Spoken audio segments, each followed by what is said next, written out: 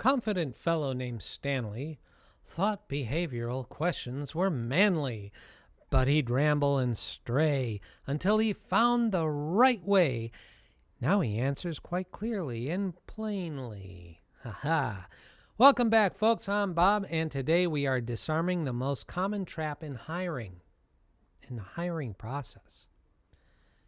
Do you know what that is? How to crush behavioral interview questions. You know those ones. They start with, tell me about a time, or describe a situation here. These aren't just small talk. They are the interviewer's way of seeking proof that you can actually handle the heat. Today, through Stanley's journey, I'm going to show you how to transform those tricky questions into offer-winning stories using a foolproof formula. Shh, I'm going to tell you the secret in a minute.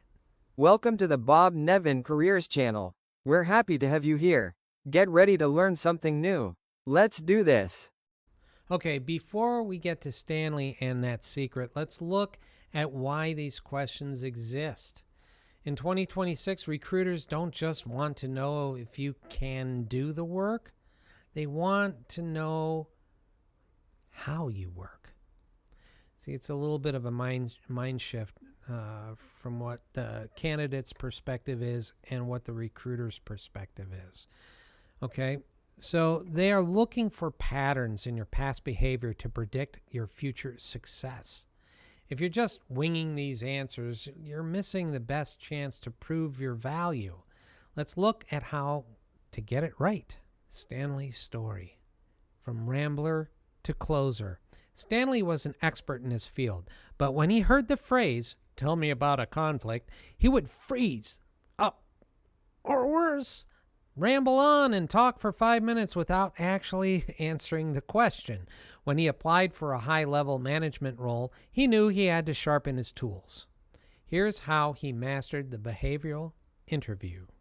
Step 1. As we mentioned yesterday in our video, he used the STAR framework. Stanley stopped telling stories and started providing data points. He used the STAR method for every answer. Remember what they were. Situation, set the scene for 10 seconds. The task, define the challenge. The action, explain exactly what he did, focusing on I, not we. Even though he may have been in a team environment, the action, what people want, is exactly what he did. Focusing on the I, not the we. The result, well, I guess you can go mic drop moment.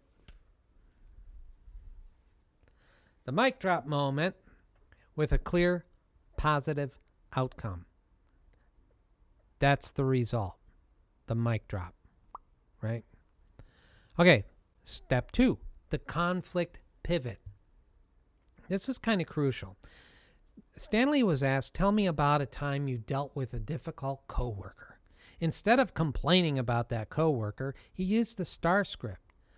And here's what he said. Last year, a teammate kept missing deadlines for a major project. That's the situation. As the lead, I had to ensure we didn't delay the client. That's the task. I scheduled a quick coffee chat to listen to their roadblocks, and we decided to redistribute the workload. That's the action. The result, which is we ended up delivering 2 days early, and the client gave us a bonus order. Okay, so that was step 2. We're on to step 3, the fail ownership. When asked about a failure, Stanley didn't say, I've never failed. He shared a real mistake, showed how he fixed it, and most importantly, what he learned. Recruiters love the honesty. The honesty is the best policy, right? Well, same thing happens in interviews. Be honest. Step 4, the 90-second rule. Okay, here's what's crucial because he liked to ramble, remember? Step 4 is the 90-second rule. Stanley practiced his stories until they were tight. He kept every answer between 60 and 90 seconds. He wasn't just talking, he was performing. The result?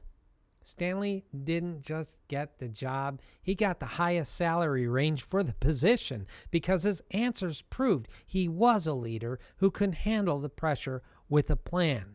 Now here's the kicker. I'm going to add in another step.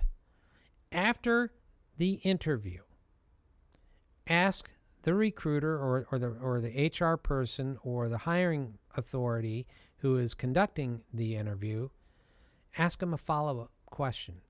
And it can be very simple. Is there anything that you would like me to clarify? Or something along those lines. Right? That's when you have to think on your feet and make it short. They'll go back through their notes and actually look, most likely, right? And be prepared to give an answer.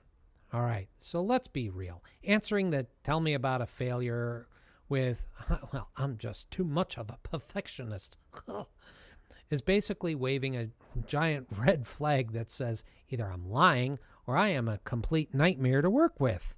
Own a real mistake. Recruiters aren't looking for perfect humans. Understand that. They're looking for people who can learn and pivot. Let's recap what we've learned here. Stanley's success came down to evidence over evasion.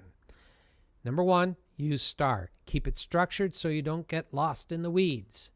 Number 2, focus on I. The recruiter is hiring you, not your whole former team, right? Number 3, metrics matter. A result without a number is just a story. A result with a number is a fact. So be quantifiable and make sure that you write down your wins.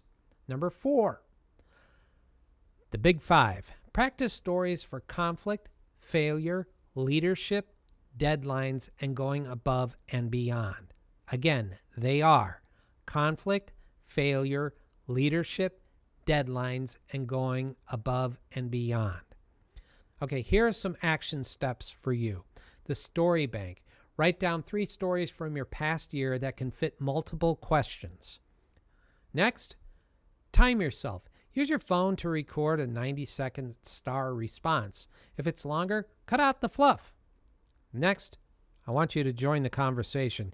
Do you have a killer behavioral answer that you're really proud of?